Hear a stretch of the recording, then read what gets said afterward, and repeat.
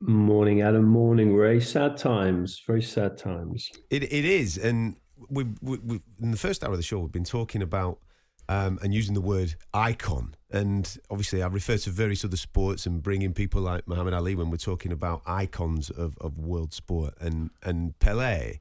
When you think of football, or when you say the name Pelé, immediately football. Then he kind of encompasses the whole of the game. He was the game for a lot of people, especially back in the 1950s.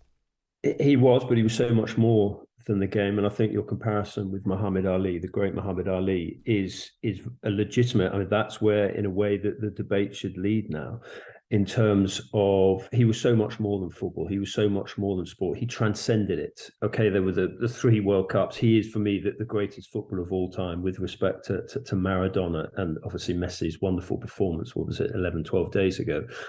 But what he did off the pitch as well, and I think you had a clip from Neymar there. He said Pele gave voice to the poor. And when Neymar was talking, he wasn't talking simply about his respect for Pele as one of the greatest, but also what he did, how he galvanized Brazil in 1958, a country which I think Tim Vickery and others have been talking about. Brazil was a difficult place in those days. And then you have Pele, this 17-year-old, this symbol of Brazil, this galvanizing force. So you can't just simply talk about him in footballing terms, despite him being the greatest in footballing terms. He transcended that. I mean, I was fortunate to sort of interview him three times, I think, in different places around the world. And they were all tied in with a sort of community initiative. And he was, wherever he went, he drew a crowd. Wherever he went, people were drawn to him because they remember, the iconic goals, as you call them, and the passes. I mean, one of the extraordinary things about Pele was that it was actually, sometimes it wasn't the goals, even though they were amazing, 77 for Brazil, more than 1,000 for Santos.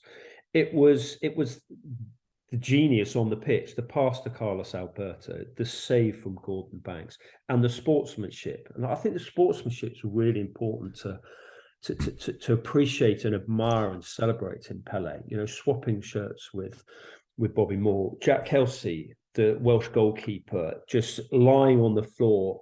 Pele sort of tripped over him accidentally in 58, and then he turns around, apologizes, and helps Kelsey, the Welsh goalkeeper, back up. But it was his ability to pull crowds 40 years after he'd finished playing, amongst people who'd never seen him play. But because of his warmth, because of his personality, because of how much good he did, little things like, well, not little things, huge things like London has got this fantastic, amazing, life-changing, life-saving cancer hospital in the Great Ormond Street. And Pele was an ambassador for them. And that was echoed in all the towns, in all the cities, and all the countries around the world that he went to. He just spread this goodness off the field as well as on. I think when you speak about Brazil and how colourful they are, what they bring to the World Cup, Henry, the first thing you think of is Pele, because that's where it all started. His upbringing wasn't great, but he made sure they had a sock with a bit of paper in to make a ball, and it's amazing to see, and it gives everybody an inspiration, doesn't it? All those young children in Brazil at that time were thinking, well, wait a minute, if he's gone through what we've gone through, and he's become an iconic figure in Brazil, we can do it as well. I mean, just the name Pele is just a byword for footballing excellence. I mean, Ray, you must be proud that people call you the Romford Pele, because of just that. It is just that symbol of just excellence and his ability on the pitch. I mean, some of those. I mean, he wasn't the tallest player, but just that spring he had in his legs, and that determination. I mean, the famous story of his father being in tears in 1950 when Brazil didn't win the World Cup, and Pele saying, "Don't worry, I'll win it for you." And not 8 years later, age 17, he did. So look, he made dreams come true. But those Neymar quotes, his tribute to Pele, I think was very, very, very poignant, because he appreciated Pele the man as well as Pele the player. They are, and that's them. Today, obviously, a lot of people are going to be watching, listening, and talking about football. And listen, his greatness is undoubted. But the things that you're talking about there, Henry, they're the key things. People, and I said this right at the start of the show, people sometimes forget what people do or what people say, but they never forget how people are made to feel. And I'm on social media at the moment, and I'm looking at loads of people who are paying tribute to Pele and sharing pictures that they've had with him and little stories, little anecdotes that they've had along the way. And every single one of them is talking about the emotional connection, the way that he made them feel, the hope that Ray was just talking about there, the inspiration that he gave them. He was a beacon of light for a lot of people. He was a beacon of light for a lot of people in Brazil and also for around the world. And that's why I think the comparisons with Muhammad Ali, in terms of his influence off the pitch, in terms of 20th century, I think it's a fair comparison. I think you're right. I mean, I can remember being at an event with him in the Olympics in 2012 in London, and slightly surreally, he'd been invited to the Victoria and Albert Museum, and he was walking through there in central London. And there were all these sort of beautiful Chinese wall hangings on one side. There was Etruscan pottery on the other.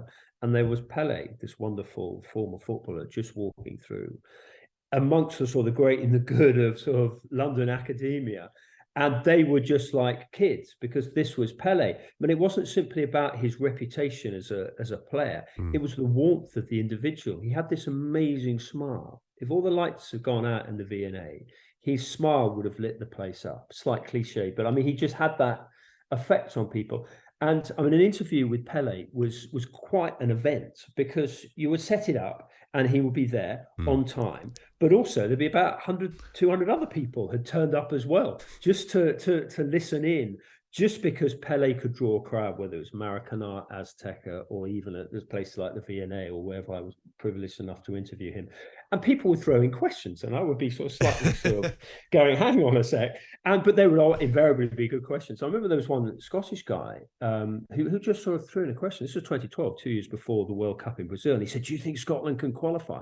And Pele turned and he smiled. He had this ability just to sort of engage with so many different people at the same time and engage as humans, as you were suggesting, Adam.